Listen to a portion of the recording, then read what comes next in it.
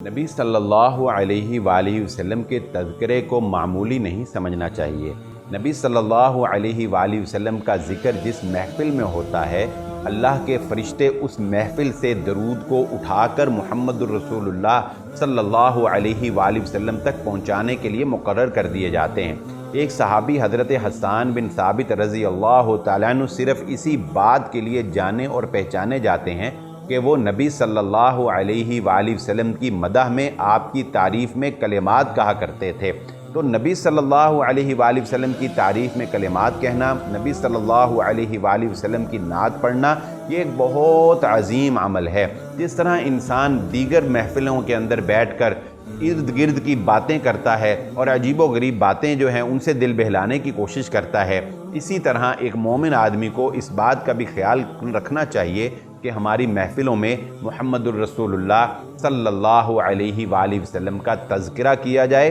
नबी सल्लल्लाहु अलैहि वसल्लम की मदह की जाए, नबी सल्लल्लाहु अलैहि वालैहि वसल्लम की सीरत को सीखा और सिखाया जाए।